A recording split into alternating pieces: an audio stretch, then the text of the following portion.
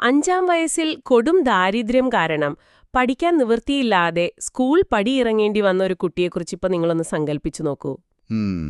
ശരിക്കും ചരിത്രം അവിടെ അവസാനിക്കേണ്ടതായിരുന്നു അല്ലേ? അതെ, പക്ഷേ പതിറ്റാണ്ടുകൾക്കിപ്പുറം ലോകപ്രശസ്തമായ ഇംഗ്ലണ്ടിലെ ഓക്സ്ഫോർഡ് യൂണിവേഴ്സിറ്റിയിലെത്തി തന്റെ മാതൃഭാഷയായ മലയാളത്തിൽ പ്രസംഗിച്ച് പാശ്ചാത്യരെ വിസ്മയിപ്പിച്ച ഒരു മനുഷ്യനായി ആ കുട്ടി മാറി. അത് മാത്രമല്ല, ലോകത്തിലെ തന്നെ ആദ്യത്തെ ജനാധിപത്യ കമ്മ്യൂണിസ്റ്റ് സർക്കാരിനെ താഴെയിറക്കിയ ഒരു വലിയ പ്രക്ഷോഭത്തിന്റെ അമരക്കാരനായും അദ്ദേഹം മാറി. തീർച്ചയായും. ബിരുദതല PSC പരീക്ഷകൾക്ക് തയ്യാറെടുക്കുന്ന നിങ്ങളെ സംബന്ധിച്ചിടത്തോളം അദ്ദേഹം വെറുമൊരു പേരല്ല. ഇന്ന് നമ്മുടെ ഈ ആഴത്തിലുള്ള വിശകലനത്തിൽ നാം സംസാരിക്കുന്നത് സർദാർ KM പണിക്കർ, കേരളത്തിന്റെ മദൻ മോഹൻ മാളവ്യ എന്ന് വിശേഷിപ്പിച്ച സാക്ഷാൽ മന്നത്ത് പത്മനാഭന്റെ ജീവിതയാത്രയെക്കുറിച്ചാണ്. കുട്ടികളുമൊക്കെ കാണാപാഠം പഠിക്കാറുണ്ടല്ലോ. അതെ, സ്ഥിരമായിട്ടങ്ങനെയാണല്ലോ ചെയ്യാറ്. പക്ഷേ അതൊരു ജീവനുള്ള കഥയായിട്ട്, സംഭവങ്ങളുടെ ഒരു തുടർച്ചയായി മനസ്സിലാക്കിയാൽ പിന്നെ ഒരിക്കലും അത് മറന്നുപോയില്ല. മന്നത്ത് പത്മനാഭൻ എന്ന വ്യക്തിയുടെ ജീവിതം യഥാർത്ഥത്തിൽ കേരളത്തിന്റെ തന്നെ ഒരു കാലഘട്ടത്തിന്റെ ചരിത്രമാണ്. അത് ശരിയാ.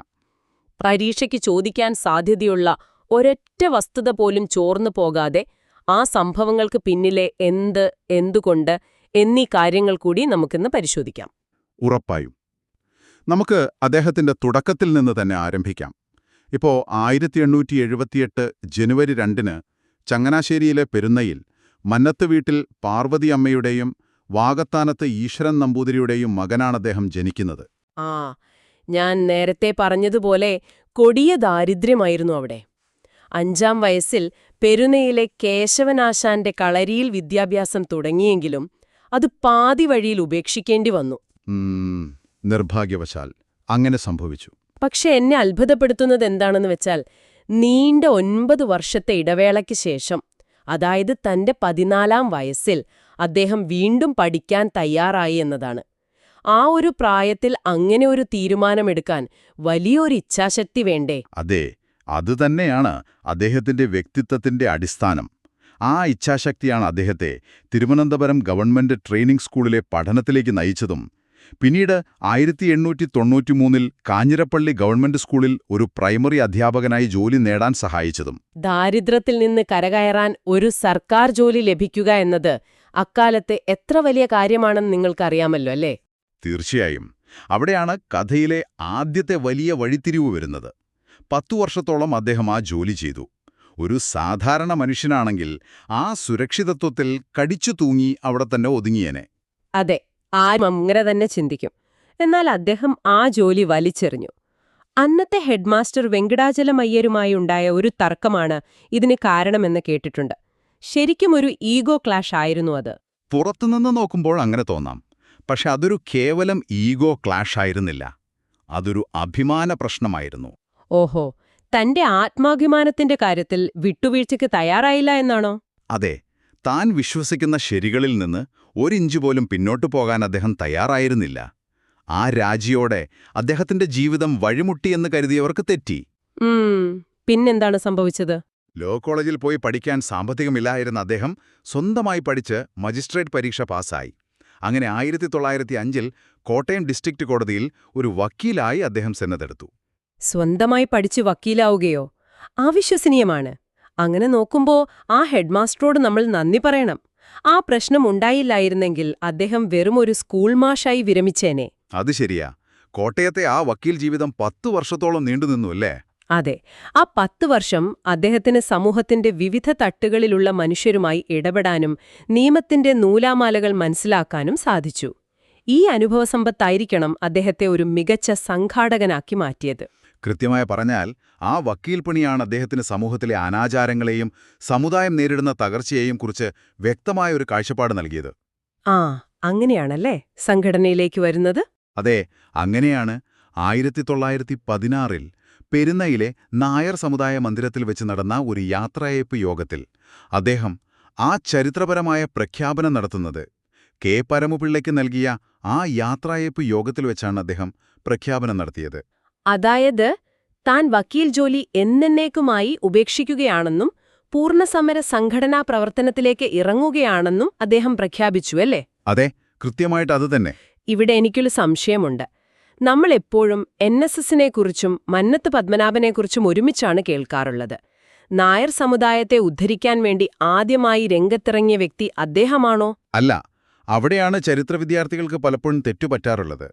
മന്നം ഈ രംഗത്തേക്ക് വരുന്നതിന് മുൻപ് തന്നെ പ്രശസ്ത സാഹിത്യകാരൻ CV രാമൻപിള്ളയും C കൃഷ്ണപിള്ളയും ചേർന്ന് മലയാളി സഭ എന്നൊരു സംഘടന രൂപീകരിച്ചിരുന്നു. ഓ, അപ്പോ NSSന് മുമ്പ് വേറെ സംഘടനകളുണ്ടായിരുന്നോ? തീർച്ചയായും. ആ മലയാളി സഭ പിന്നീട് കേരളീയ നായർ സംഘടന ആയി മാറി. ആദ്യകാലത്ത് മന്നവും അവരോടൊപ്പം പ്രവർത്തിച്ചിരുന്നു.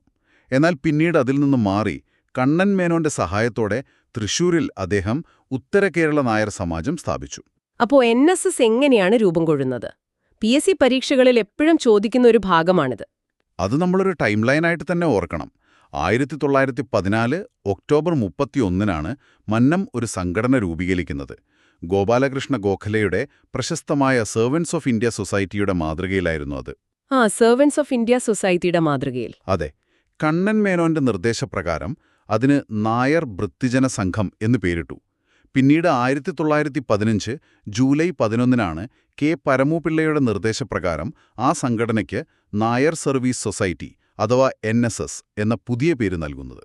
അപ്പോ ഉദ്യോഗാർത്ഥികള് കൃത്യമായി ഓർക്കേണ്ട കാര്യം 1914 ഭൃത്യജനസംഘം, 1915 NSS. ഇതിന്റെ ആദ്യകാല ഭാരവാഹികളുടെ വിവരങ്ങളും വളരെ പ്രധാനമല്ലേ? അതെ, വളരെ പ്രധാനമാണ്. പ്രത്യേകിച്ച് ആദ്യ പ്രസിഡന്റ് മന്നത്ത് പത്മനാഭൻ ആയിരുന്നില്ല എന്നുള്ളത് പലർക്കും ഒരു പുതിയ അറിവായിരിക്കും. NSSന്റെ ആദ്യ പ്രസിഡന്റ് സാക്ഷാൽ K കേളപ്പനായിരുന്നു. ഓഹോ, അപ്പോ മന്നത്ത് പത്മനാഭനോ? മന്നത്ത് പത്മനാഭനായിരുന്നു ആദ്യ സെക്രട്ടറി. അദ്ദേഹം തുടർച്ചയായി 31 വർഷം സെക്രട്ടറിയായും പിന്നീട് 3 വർഷം പ്രസിഡന്റായും പ്രവർത്തിച്ചു എന്നത് ശരിക്കും ഒരു റെക്കോർഡാണ്. ആദ്യ ഖജാഞ്ചി പന്തളത്ത് കേശവപിള്ളയായിരുന്നു. ഇതൊക്കെ കൃത്യമായി നോട്ട് ചെയ്ത് വെക്കേണ്ട പോയിന്റുകളാണ്. അതെ. ഇനിയും കുറച്ച് ഫാക്ട്സ് ഉണ്ട്. 1916 സമസ്ത കേരള നായർ സമ്മേളനം നടന്നു. പിന്നീട് 1925 ഇന്ത്യൻ കമ്പനി ആക്ട് പ്രകാരം NSS ഔദ്യോഗികമായി രജിസ്റ്റർ ചെയ്തു. സംഘടനയുടെ അടിസ്ഥാന യൂണിറ്റായ ആദ്യത്തെ കരയോഗം രൂപം കൊണ്ടത് 1929 തട്ടയിലാണ്. ഒരു സംഘടനയുണ്ടാക്കുക എന്നത് താരതമ്യേന എളുപ്പമായിരിക്കാം. എന്നാൽ സ്വന്തം സമുദായത്തിലെ നൂറ്റാണ്ടുകൾ പഴക്കമുള്ള അനാചാരങ്ങളെ വേരോടെ പിഴുതെറിയുക എന്നത് ചില്ലറ കാര്യമല്ല. ഒട്ടും എളുപ്പമായിരുന്നില്ല അത്. താലികെട്ട് കല്യാണം, തിരണ്ടുകുളി തുടങ്ങിയവ നായർ സമുദായത്തെ സാമ്പത്തികമായി തകർക്കുന്ന അനാചാരങ്ങളായിരുന്നു, അല്ലേ? ഇതിനു പുറമെ കൂട്ടുകുടുംബ വ്യവസ്ഥിതിയും അവരെ പിന്നോട്ടടിച്ചു. ഇതിനെയെല്ലാം എതിർത്തുകൊണ്ട് വിദ്യാഭ്യാസത്തിലൂടെ ഒരു സമുദായത്തെ മുന്നോട്ടു നയിക്കുക എന്നതായിരുന്നു അദ്ദേഹത്തിന്റെ ലക്ഷ്യം. അതെ, വിദ്യാഭ്യാസം തന്നെയാണ് ഏറ്റവും വലിയ ആയുധമെന്ന് അദ്ദേഹം തിരിച്ചറിഞ്ഞിരുന്നു. പക്ഷേ സ്കൂളുകളും കോളേജുകളും തുടങ്ങാൻ ലക്ഷക്കണക്കിന് രൂപ വേണമല്ലോ. അന്നത്തെ കാലത്ത് എവിടെ നിന്നാണ് ഇതിനുള്ള പണം?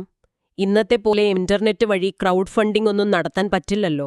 അവിടെയാണ് മന്നം എന്ന സംഘാടകന്റെ ആ ഒരു മാന്ത്രികത നമ്മൾ കാണുന്നത്. ക്രൗഡ് ഫണ്ടിങ്ങിന്റെ ഒരു നാടൻ പതിപ്പാണ് അവർ പയറ്റിയത്. ഉൽപ്പന്ന പിരിവ് എന്നായിരുന്നു അതിന് പേര്. ഉൽപ്പന്ന പിരിവോ? അതെങ്ങനെയായിരുന്നു? MP മന്മഥന്റെ നേതൃത്വത്തിൽ അവർ ഓരോ വീടുകളിലും കയറിയിറങ്ങി. പണമായിട്ടല്ല, പകരം ഒരു പിടി അരി, കുറച്ച് തേങ്ങ, അങ്ങനെ വീടുകളിൽ നിന്ന് ലഭിക്കുന്ന സാധനങ്ങൾ ശേഖരിച്ച് വിറ്റ് പണമാക്കി. അങ്ങനെ അവർ സമാഹരിച്ചത് എത്രയാണെന്നറിയാമോ? 6 ലക്ഷത്തിലധികം രൂപ. 6 ലക്ഷം രൂപയോ അന്നത്തെ കാലത്ത്? അതെ. ഈ പിരിവിനു പോകുമ്പോൾ അവർ പാടാൻ വേണ്ടി പന്തളം KP രാമൻപിള്ള ഒരു ഗാനം രചിച്ചു. അതാണ് പിന്നീട് കേരളത്തിലെമ്പാടും പ്രശസ്തമായ അഖിലാണ്ടമണ്ഡലം അണിയിച്ചൊരുക്കി എന്ന പ്രാർത്ഥനാഗാനം. അവിശ്വസനീയമാണ് ശരിക്കും. ഒരു പാട്ട് പാടി ആളുകളെ ഒന്നിപ്പിച്ച് 6 ലക്ഷം രൂപ സമാഹരിക്കുക എന്നത് ഇന്നത്തെ കാലത്തുപോലും വലിയൊരു ടാസ്ക്കാണ്. ആ പണം കൊണ്ടാണ് വിദ്യാഭ്യാസ വിപ്ലവം തുടങ്ങുന്നത്. അതെ, അത് വലിയൊരു മാറ്റത്തിന് തുടക്കം കുറിച്ചു. പരീക്ഷയ്ക്ക് തയ്യാറെടുക്കുന്നവൾ ഈ നാഴികക്കല്ലുകൾ ഓർത്തുവെക്കുക. 1915 കരുവാറ്റയിലാണ് ആദ്യത്തെ NSS സ്കൂൾ ആരംഭിക്കുന്നത്. K കേളപ്പനായിരുന്നു അതിന്റെ ഹെഡ്മാസ്റ്റർ. വളരെ പ്രധാനപ്പെട്ട ഒരു പോയിന്റാണത്. പിന്നീട് സ്വാതന്ത്ര്യം ലഭിക്കുന്നതിന് തൊട്ടുമുമ്പ്, അതായത് 1947 ജൂലൈയിൽ പെരുന്നയിൽ ആദ്യത്തെ കോളേജ് ആരംഭിച്ചു. TK നാരായണനായിരുന്നു ആദ്യ പ്രിൻസിപ്പാൾ. കേശവദാസപുരം, പന്തളം, പെരുന്ന എന്നിങ്ങനെ കേരളത്തിലങ്ങോളം വിദ്യാഭ്യാസ സ്ഥാപനങ്ങളുടെ ഒരു ശൃംഖല തന്നെ അവർ പടുത്തുയർത്തി. ഇതുകൂടാതെ വിദ്യാഭ്യാസ സ്ഥാപനങ്ങൾ മാത്രമല്ല, ആശയപ്രചാരണത്തിനായി 1919 കറുകച്ചാലിൽ നിന്ന് സർവീസ് എന്ന പേരിലൊരു മാസികയും ആരംഭിച്ചു. ആ സർവീസ് മാസിക. പിന്നെ ആരോഗ്യമേഖലയിലും അവരിടപെട്ടിരുന്നല്ലോ. ജീവകാരുണ്യ മേഖലയിലും ആരോഗ്യമേഖലയിലും അവർ വലിയ ചുവടുവെപ്പുകൾ നടത്തി. 1961 ഡിസംബർ 12-ന് പന്തളത്ത് NSS മെഡിക്കൽ മിഷൻ ആശുപത്രിയും പിന്നീട് 1964-ൽ പന്തളത്ത് തന്നെ മന്നം ഷുഗർ മില്ലും തുടങ്ങി. ഇതൊക്കെ കേൾക്കുമ്പോൾ ഒരാൾക്ക് തോന്നുക അദ്ദേഹം സ്വന്തം സമുദായത്തിനു വേണ്ടി മാത്രം പ്രവർത്തിച്ചൊരാളാണെന്നാണ്. എന്നാൽ ചരിത്രം പരിശോധിച്ചാൽ മനസ്സിലാകുന്നത് സമുദായ നേതാവിൽ നിന്ന് കേരളം മുഴുവൻ അറിയപ്പെടുന്ന ഒരു നവോത്ഥാന നായകനിലേക്കുള്ള അദ്ദേഹത്തിന്റെ വലിയൊരു പരിണാമമാണ്. തീർച്ചയായും സമുദായത്തിന് പുറത്തേക്കും അദ്ദേഹത്തിന്റെ പ്രവർത്തനങ്ങൾ വ്യാപിച്ചിരുന്നു. ഹിന്ദു സമൂഹത്തിലെ അവർണ വിഭാഗങ്ങൾ അനുഭവിച്ചിരുന്ന അയിത്തത്തിനും തീണ്ടലിനുമെതിരെ അദ്ദേഹം പോർമുഖം തുറന്നു. വൈക്കം സത്യാഗ്രഹത്തിൽ അദ്ദേഹം ഒരു നിർണായക പങ്കുവഹിച്ചിരുന്നല്ലോ. അതെ, 1924-ലെ വൈക്കം സത്യാഗ്രഹ കാലത്ത് സവർണ വിഭാഗങ്ങളെ അണിനിരത്തിക്കൊണ്ട് ഒരു വലിയ ജാഥ അദ്ദേഹം നയിച്ചു. അതാണ് ചരിത്രപ്രസിദ്ധമായ സവർണ ജാഥ. 1924 ഒക്ടോബർ 1-നാണ് വൈക്കം മുതൽ തിരുവനന്തപുരം വരെ ഈ ജാഥ നടന്നത്. അതൊരു വലിയ സംഭവമായിരുന്നു. ഇവിടെ നമ്മളൊരു കാര്യം ചിന്തിക്കണം. എന്തുകൊണ്ടാണിതൊരു മാസ്റ്റർ സ്ട്രോക്ക് ആകുന്നത് എന്ന്. എനിക്ക് തോന്നുന്നത് അവർണർക്ക് വഴിനടക്കാൻ അവകാശം വേണമെന്ന് അവർണർ തന്നെ ആവശ്യപ്പെടുന്നതിനേക്കാൾ സവർണർ തന്നെ അത് ആവശ്യപ്പെടുമ്പോൾ അത് രാജാധികാരത്തിനുമേൽ വലിയൊരു സമ്മർദ്ദമായി മാറുമല്ലോ. അതെ, അതുതന്നെയാണ് അതിന്റെ ഏറ്റവും വലിയ പ്രത്യേകത. നിങ്ങൾ ആർക്കു വേണ്ടിയാണോ ഈ ആചാരങ്ങൾ സംരക്ഷിക്കുന്നത് അവർക്ക് തന്നെ ഇത് ആവശ്യമില്ല എന്നൊരു ശക്തമായ സന്ദേശമല്ലേ അത് നൽകുന്നത്? കൃത്യമായി പറഞ്ഞാൽ അതുതന്നെയാണ്. ഇതേസമയം തന്നെ നാഗർകോവിൽ നിന്ന് ഡോക്ടർ M.E. നായിഡുവിന്റെ നേതൃത്വത്തിൽ മറ്റൊരു സവർണ ജാഥയും വരുന്നുണ്ടായിരുന്നു. ഈ 2 ജാഥകളും തിരുവനന്തപുരത്ത് സംഗമിച്ചു. ആ 2 ജാഥകളും ഒതുകളിച്ചൊറു. അതെ, പിന്നീട് ചങ്ങനാശ്ശേരി പരമേശ്വരൻപിള്ളയുടെ നേതൃത്വത്തിൽ ഈ സംഘം പൂജപ്പുരയിലെ സേതുകുന്ന് കൊട്ടാരത്തിലെത്തുകയും 23,000 പേർ ഒപ്പിട്ട ഭീമഹർജി അന്നത്തെ ഭരണാധികാരിയായ റീജന്റ് റാണി സേതുലക്ഷ്മിബായിക്ക് സമർപ്പിക്കുകയും ചെയ്തു.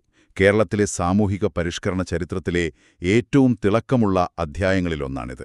സാമൂഹിക സമത്വത്തിനു വേണ്ടിയുള്ള അദ്ദേഹത്തിന്റെ പോരാട്ടം അവിടെ അവസാനിച്ചില്ലല്ലോ. 1931 ഗുരുവായൂർ സത്യാഗ്രഹത്തിലും അദ്ദേഹം നേതൃനിരയിലുണ്ടായിരുന്നു. അതെ, ഗുരുവായൂർ സത്യാഗ്രഹത്തിലും അദ്ദേഹം സജീവമായിരുന്നു. 1931 ഗുരുവായൂർ സത്യാഗ്രഹ കമ്മിറ്റിയുടെ പ്രസിഡന്റായിരുന്നു മന്നത്ത് പത്മനാഭൻ. PSC ഉദ്യോഗാർത്ഥികൾ ഓർക്കുക, K. കേളപ്പനായിരുന്നു സെക്രട്ടറി. അതുപോലെ AK ഗോപാലൻ വോളണ്ടിയർ ക്യാപ്റ്റനുമായിരുന്നു. ഇത് പരീക്ഷകളിൽ പലപ്പോഴും ചോദിക്കാറുള്ളതാണ്. സ്ത്രീകളുടെ അന്തസ്സിനു വേണ്ടിയും മന്നം ആ കാലത്ത് വലിയൊരു ആഹ്വാനം നൽകി. ഉത്സവകാലത്ത് സ്ത്രീകൾക്ക് ചില ക്ഷേത്രങ്ങളിൽ മേൽവസ്ത്രം അഴിക്കേണ്ടി വരുന്ന ഒരു ഭയാനകമായ ആചാരമുണ്ടായിരുന്നു. ഇതിനെതിരെ 1931 സ്ത്രീകൾ ക്ഷേത്രങ്ങളോട് നിസ്സഹകരിക്കണമെന്ന് അദ്ദേഹം ആവശ്യപ്പെട്ടു. തീർച്ചയായും സമൂഹത്തിന്റെ അടിത്തട്ടിലെ ഈ നിരന്തരമായ ഇടപെടലുകൾ സ്വാഭാവികമായും അദ്ദേഹത്തെ രാഷ്ട്രീയത്തിലേക്കും വലിയ ഭരണപരമായ ഉത്തരവാദിത്തങ്ങളിലേക്കും നയിച്ചു. 1921 തന്നെ അദ്ദേഹം തിരുവിതാംകൂറിലെ ശ്രീമൂലം പ്രജാസഭയിൽ അംഗമായിരുന്നു. അതെ, ശ്രീമൂലം പ്രജാസഭയിൽ. പിന്നെ ആ പ്രശസ്തമായ പ്രസംഗം. അതെ, അതുപോലെ 1947 അദ്ദേഹം നടത്തിയ മുതുകുള്ളം പ്രസംഗം ചരിത്രപ്രസിദ്ധമാണ്. സ്വതന്ത്ര തിരുവിതാംകൂർ വാദത്തിനെതിരെയും ഐക്യകേരളത്തിനു വേണ്ടിയുമുള്ള ശക്തമായൊരു നിലപാടായിരുന്നു അത്. 1949 അദ്ദേഹം തിരുവിതാംകൂർ ലെജിസ്ലേറ്റീവ് അസംബ്ലിയിലും അംഗമായി. 1949 എന്ന് പറയുന്നത് അദ്ദേഹത്തിന്റെ രാഷ്ട്രീയ ജീവിതത്തിലെ വളരെ പ്രധാനപ്പെട്ട ഒരു വർഷമാണ്, അല്ലേ? 1949 ആഗസ്റ്റ് 1 മുതൽ 1950 മെയ് 22 വരെ തിരുവിതാംകൂർ ദേവസ്വം ബോർഡിന്റെ ആദ്യ പ്രസിഡന്റായി അദ്ദേഹം പ്രവർത്തിച്ചു. അതെ, ദേവസ്വം ബോർഡിന്റെ കാര്യത്തിൽ അദ്ദേഹം വലിയൊരു പങ്ക് വഹിച്ചു. അതേ വർഷം തന്നെ അദ്ദേഹം മുൻ മുഖ്യമന്ത്രി R. ശങ്കറുമായി ചേർന്ന് ഹിന്ദു മഹാമണ്ഡലം രൂപീകരിച്ചു. ഇതിനെല്ലാം ഉപരി 1949 തന്നെ അദ്ദേഹം തന്റെ ജാതിനാമമായ പിള്ള എന്നത് തന്റെ പേരിൽ നിന്ന് ഉപേക്ഷിച്ചു. ഒരു സമുദായ നേതാവ് സ്വന്തം ജാതിവാൽ ഉപേക്ഷിക്കുക എന്നത് വലിയൊരു വിപ്ലവമല്ലേ? അത് അദ്ദേഹത്തിന്റെ വിശാലമായ കാഴ്ചപ്പാടിനെയാണ് കാണിക്കുന്നത്. പിന്നീട് 1950-ൽ അദ്ദേഹം ഡെമോക്രാറ്റിക് കോൺഗ്രസ് പാർട്ടി രൂപീകരിച്ചു. രാഷ്ട്രീയ പാർട്ടിയുടെ കാര്യവും PSCക്ക് പ്രധാനമാണ് എന്നും നിങ്ങൾ ഓർക്കണം. ഇത്രയും കാര്യങ്ങൾ മനസ്സിലാക്കിയ ശേഷം വേണം കേരള രാഷ്ട്രീയത്തെ പിടിച്ചുകുലുക്കിയ ആ വലിയ സംഭവത്തിലേക്ക് നമ്മൾ കടക്കാൻ. അതെ, 1959-ലെ വിമോചന സമരം കേരള രാഷ്ട്രീയത്തിലെ ഏറ്റവും പ്രക്ഷുബ്ധമായ കാലഘട്ടം. ഇതിനെക്കുറിച്ച് പലർക്കും പല രാഷ്ട്രീയ അഭിപ്രായങ്ങളുണ്ടാകാം. എന്നാൽ ഒരു PSC പരീക്ഷാർത്ഥി എന്ന നിലയിൽ യാതൊരുവിധ രാഷ്ട്രീയ പക്ഷപാതിത്വവുമില്ലാതെ തികച്ചും വസ്തുനിഷ്ഠമായി വിമോചന സമരത്തിന്റെ നാൾവഴികൾ നമുക്കൊന്ന് പരിശോധിക്കാം. യഥാർത്ഥത്തിൽ എന്താണ് അവിടെ സംഭവിച്ചത്? എന്തിനായിരുന്നു ആ സമരം? നമ്മൾ വസ്തുതകളിലേക്ക് മാത്രം ശ്രദ്ധ കേന്ദ്രീകരിക്കുകയാണെങ്കിൽ വിമോചന സമരത്തിന്റെ പ്രധാന കാരണം ഒരു വിദ്യാഭ്യാസ നിയമമായിരുന്നു. 1957-ൽ അധികാരത്തിൽ വന്ന EMS മന്ത്രിസഭയിലെ വിദ്യാഭ്യാസ മന്ത്രിയായിരുന്ന ജോസഫ് മുണ്ടശ്ശേരി കൊണ്ടുവന്ന വിദ്യാഭ്യാസ നിയമം. ആ നിയമം വലിയൊരു വിവാദമായിരുന്നല്ലോ. അതെ, ഈ നിയമം വിദ്യാഭ്യാസ സ്ഥാപനങ്ങളുടെ മേൽ സർക്കാരിന് കൂടുതൽ നിയന്ത്രണം നൽകുന്നതായിരുന്നു. ഇത് തങ്ങളുടെ അവകാശങ്ങളിലേക്കുള്ള കടന്നുകയറ്റമാണെന്ന് NSS ഉൾപ്പെടെയുള്ള സമുദായ സംഘടനകളും മാനേജ്മെന്റുകളും കരുതി. അവിടെ നിന്നാണ് പ്രതിഷേധം തുടങ്ങുന്നതല്ലേ? ശരിയാണ്. കോൺഗ്രസ്, PSP, മുസ്ലിം ലീഗ്, RSP തുടങ്ങിയ രാഷ്ട്രീയ പാർട്ടികളും ഈ പ്രതിഷേധത്തിൽ പങ്കുചേർന്നു. അങ്ങനെ അതൊരു ബഹുജന പ്രക്ഷോഭമായി മാറി. വിമോചന സമരം എന്നാ പേര് എങ്ങനെയാണ് വന്നത്? മന്നത്ത് പത്മനാഭനായിരുന്നോ അതിനാ പേരിട്ടത്? അല്ല, കോൺഗ്രസ് നേതാവായിരുന്ന പനമ്പിള്ളി ഗോവിന്ദമേനോൻ നടത്തിയൊരു പ്രസംഗത്തിൽ നിന്നാണ് വിമോചന സമരം എന്ന പേര് ജനകീയമാകുന്നത്. 1959 മെയ് 1-ന് ചങ്ങനാശ്ശേരിയിൽ വെച്ച് ഈ സമരത്തിന് നേതൃത്വം നൽകാനൊരു സമരസമിതി രൂപീകരിച്ചു. മന്നത്ത് പത്മനാഭനായിരുന്നു ആ സമിതിയുടെ പ്രസിഡന്റ്. അദ്ദേഹത്തിന്റെ സംഘാടന മികവ് ആ സമരത്തെ കേരളം കണ്ട ഏറ്റവും വലിയ പ്രക്ഷോഭങ്ങളിൽ ഒന്നാക്കി മാറ്റി. അതെ, തീർച്ചയായും. വലിയൊരു പ്രക്ഷോഭമായിരുന്നതുകൊണ്ട് തന്നെ വളരെ നിർഭാഗ്യകരമായ ചില സംഭവങ്ങളും വെടിവെപ്പുകളും ആ സമയത്ത് നടന്നു. ആ തീയതികളും പരീക്ഷകൾക്ക് പ്രധാനമാണ്. ജൂൺ 13-ന് അങ്കമാലിയിൽ നടന്ന പോലീസ് വെടിവെപ്പിൽ 6 പേരാണ് മരിച്ചത്. 2 ദിവസത്തിനു ശേഷം ജൂൺ 15-ന് പുള്ളുവിള, വെട്ടുകാട് എന്നിവിടങ്ങളിൽ നടന്ന വെടിവെപ്പിൽ 5 പേരും മരിച്ചു. വളരെ ദാരുണമായ സംഭവങ്ങളായിരുന്നു അതൊക്കെ. ഏറ്റവും ദാരുണമായ സംഭവം നടക്കുന്നത് ജൂലൈ 3-ന് ചെറിയതുറയിലാണ്. അവിടെ നടന്ന വെടിവെപ്പിൽ ഗർഭിണിയായ ഫ്ലോറി ഉൾപ്പെടെ 3 പേർക്ക് ജീവൻ നഷ്ടപ്പെട്ടു. ഒടുവിൽ ജൂലൈ 15-ന് മന്നത്തിന്റെ നേതൃത്വത്തിൽ അങ്കമാലിയിൽ നിന്ന് ആരംഭിച്ച ജീവശിഖാജാഥ തിരുവനന്തപുരത്തെത്തി. ഈ അനിഷ്ട സംഭവങ്ങളുടെയും ശക്തമായ പ്രക്ഷോഭങ്ങളുടെയും പശ്ചാത്തലത്തിൽ സംസ്ഥാനത്ത് ക്രമസമാധാനം തകർന്നു എന്ന് വിലയിരുത്തിക്കൊണ്ട് ജൂലൈ 31-ന് കേന്ദ്ര സർക്കാർ EMS മന്ത്രിസഭയെ പിരിച്ചുവിട്ടു. ഇത് ഭരണഘടനയുടെ 356-ാം അനുച്ഛേദ പ്രകാരമുള്ളൊരു നടപടിയായിരുന്നു. ഇവിടെ ഒരു നിമിഷം നിൽക്കാം. PSC ഉദ്യോഗാർത്ഥികളെ കാത്തിരിക്കുന്ന ഏറ്റവും വലിയൊരു കെണി ഈ ഭാഗത്തുണ്ട്. ഞാനിത് കൃത്യമായി വിശദീകരിക്കാം. ഇന്ത്യയിൽ ഭരണഘടനയുടെ 356-ാം അനുച്ഛേദം പ്രയോഗിക്കപ്പെട്ട, അതായത് ഒരു സംസ്ഥാന സർക്കാരിനെ പിരിച്ചുവിട്ട ആദ്യ സംസ്ഥാനം ഏതാണെന്ന് ചോദിച്ചാൽ ഉത്തരം കേരളമാണ്. എന്നാൽ ഇന്ത്യയിൽ ആദ്യമായി പ്രസിഡന്റ് ഭരണം നിലവിൽ വന്ന സംസ്ഥാനം ഏതാണെന്ന് ചോദിച്ചാൽ ഉത്തരം കേരളമല്ല, അത് പഞ്ചാബാണ്. അതെ, വളരെ കൃത്യമാണ്. ഇത് ഉദ്യോഗാർത്ഥികൾ പലപ്പോഴും തെറ്റിക്കുന്ന ഭാഗമാണ്. 1951-ൽ തന്നെ പഞ്ചാബിൽ പ്രസിഡന്റ് ഭരണം വന്നിരുന്നു. പക്ഷേ അത് സർക്കാരിനെ പിരിച്ചുവിട്ടിട്ടല്ലോ. അല്ലല്ല. എന്നാൽ അത് ഒരു സർക്കാരിനെ പിരിച്ചുവിട്ടിട്ടല്ല, മറിച്ച് അവിടുത്തെ കോൺഗ്രസ് മുഖ്യമന്ത്രി രാജിവെക്കുകയും പകരം സർക്കാർ ഉണ്ടാക്കാൻ ആർക്കും കഴിയാതെ വരികയും ചെയ്ത സാഹചര്യത്തിലായിരുന്നു. അതായത് ഭരണഘടനാപരമായ പ്രതിസന്ധി കാരണം. അങ്ങനെയാണ് അവിടെ പ്രസിഡന്റ് ഭരണം വരുന്നത്. അതെ. എന്നാൽ കേരളത്തിൽ ഒരു സർക്കാരിനെ നേരിട്ട് പിരിച്ചുവിട്ടുകൊണ്ട് ആദ്യമായി ഈ അനുച്ഛേദം പ്രയോഗിക്കുകയായിരുന്നു. ഇന്ത്യയിൽ പ്രസിഡന്റ് ഭരണം നിലവിൽ വരുന്ന 5ാമത്തെ സംസ്ഥാനം മാത്രമാണ് കേരളം. ഒരു ഉദാഹരണം പറഞ്ഞാൽ, ഒരു ഓഫീസിൽ നിന്ന് ഒരു പ്രത്യേക നിയമം ഉപയോഗിച്ച് പിരിച്ചുവിടപ്പെടുന്ന ആദ്യത്തെ വ്യക്തി നിങ്ങളായിരിക്കാം. എന്നാൽ ആ ഓഫീസിൽ നിന്ന് പുറത്തുപോകുന്ന ആദ്യത്തെ വ്യക്തി നിങ്ങളായിരിക്കില്ല എന്നതുപോലെ. ഈ വ്യത്യാസം പരീക്ഷാ ഹാളിൽ വലിയ മാർക്ക് വ്യത്യാസമുണ്ടാക്കും. തീർച്ചയായും. ഇത് ശ്രദ്ധിക്കണം. ഇനി ഈ സങ്കീർണമായ രാഷ്ട്രീയ സംഭവങ്ങൾക്ക് ശേഷം മന്നത്ത് പത്മനാഭന്റെ വ്യക്തിജീവിതത്തിലേക്കും അദ്ദേഹത്തിന്റെ സാഹിത്യ സംഭാവനകളിലേക്കും നമുക്കൊന്നു വരാം. അദ്ദേഹത്തിന്റെ കുടുംബ പശ്ചാത്തലം എങ്ങനെയായിരുന്നു? 1901 അദ്ദേഹം മേച്ചേട്ട് കല്യാണിയമ്മയെ വിവാഹം കഴിച്ചു. എന്നാൽ അവർ 1912 അന്തരിച്ചു. അപ്പൊ പിന്നെ രണ്ടാമത് വിവാഹം കഴിച്ചോ? അതെ. പിന്നീട് 1932 അദ്ദേഹം വീണ്ടും വിവാഹിതനായി. കൊച്ചിയിലെ ദിവാൻ പേഷ്കാരായിരുന്ന കരോട്ട് നാരായണമേനോന്റെയും പ്രശസ്ത കവയിത്രി തോട്ടക്കാട് ഇക്കവമ്മയുടെയും മകളായ തോട്ടക്കാട് മാധവി അമ്മയായിരുന്നു അദ്ദേഹത്തിന്റെ ഭാര്യ. മാധവി അമ്മയ്ക്ക് കേരള ചരിത്രത്തിൽ സ്വന്തമായൊരു മേൽവിലാസമുണ്ടല്ലേ? തീർച്ചയായും. 1925 കൊച്ചിൻ ലെജിസ്ലേറ്റീവ് കൗൺസിലിലെ ആദ്യ വനിതാ അംഗമായിരുന്നു അവർ. തത്വചിന്ത, ഹോമപ്പതീരം എന്നീ കൃതികളും അവർ രചിച്ചിട്ടുണ്ട്. സാഹിത്യത്തെക്കുറിച്ച് പറയുമ്പോൾ PSC പരീക്ഷകളിൽ സ്ഥിരമായി ഉദ്യോഗാർത്ഥികളെ കുഴപ്പിക്കുന്ന ചില ആത്മകഥകളുടെ പേരുകളുണ്ട്. ഇവ തമ്മിലുള്ള സാമ്യം ശരിക്കും ഒരു പസിൽ പോലെയാണ്. മന്നത്ത് പത്മനാഭന്റെ ജീവചരിത്രത്തിന്റെ പേരെന്താണ്? അദ്ദേഹത്തിന്റെ ജീവചരിത്രത്തിന്റെ പേര് എന്റെ ജീവിത സ്മരണകൾ എന്നാണ്. 1957 പ്രസിദ്ധീകരിച്ചത്. ഇതുകൂടാതെ സ്നേഹലത എന്നൊരു നോവലും അദ്ദേഹം എഴുതിയിട്ടുണ്ട്. ഇനി ഞാൻ പറഞ്ഞ ആശയക്കുഴപ്പത്തിലേക്ക് വരാം. അതെ, ആ പേരുകൾ തമ്മിലുള്ള സാമ്യം. നിങ്ങൾ കേൾക്കുന്ന പേര് വെറും ജീവിത സ്മരണകൾ എന്നാണെങ്കിൽ അത് EV കൃഷ്ണപിള്ളയുടെയോ അല്ലെങ്കിൽ AC ചാക്കോയുടെയോ കൃതികളാകാം. മുൻ മുഖ്യമന്ത്രി C കേശവന്റെ ആത്മകഥയുടെ പേര് ജീവിത സമരം എന്നാണ്. എന്നാൽ കമ്മ്യൂണിസ്റ്റ് നേതാവ് AK ഗോപാലന്റേത് എന്റെ ജീവിത കഥ എന്നാണ്. നമുക്കിതെന്ന് കൃത്യമായി ക്രോഡീകരിക്കാം.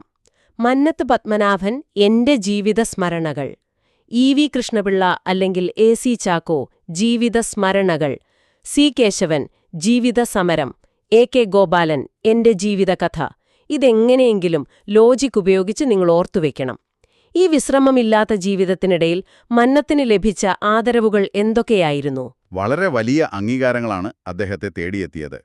1959 ജൂലൈ 25 കോട്ടയത്ത് വെച്ച് നടന്ന വമ്പിച്ച ഒരു സമ്മേളനത്തിൽ അദ്ദേഹത്തെ ഭാരതകേസരി ആയി പ്രഖ്യാപിച്ചു. ഭാരതകേസരി വലിയൊരു ബഹുമതിയാണത്. അതെ. 2 ആഴ്ചകൾക്ക് ശേഷം, അതായത് 1959 ആഗസ്റ്റ് 9 കോട്ടയം തിരുനഗര മൈതാനത്ത് വെച്ച് അന്നത്തെ രാഷ്ട്രപതി ഡോക്ടർ രാജേന്ദ്ര പ്രസാദ് അദ്ദേഹത്തിന് ഈ പുരസ്കാരം നേരിട്ട് സമർപ്പിച്ചു.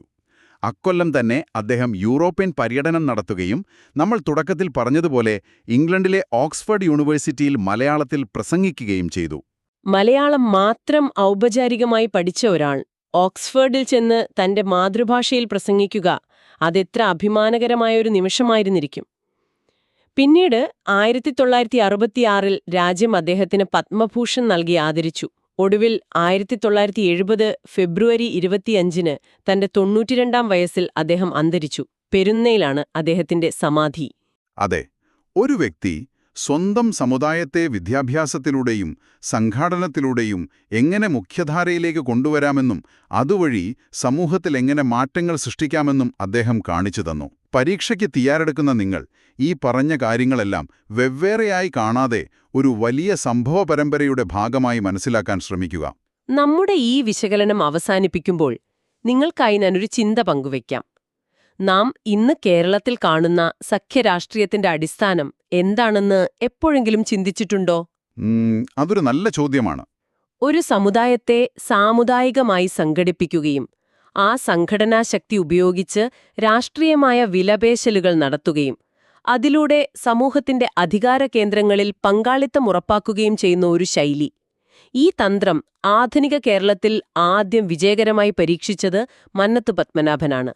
അന്ന് അദ്ദേഹം NSSലൂടെ ആരംഭിച്ച ആ ശൈലിയാണ് ഇന്നും കേരളത്തിലെ മുന്നണി രാഷ്ട്രീയത്തിന്റെ ഗതി നിർണയിക്കുന്നതെന്ന് പറഞ്ഞാൽ അതിൽ അതിശയോക്തിയില്ല. അതെ, ചരിത്രത്തെ അങ്ങനെ വിലയിരുത്താൻ സാധിക്കും.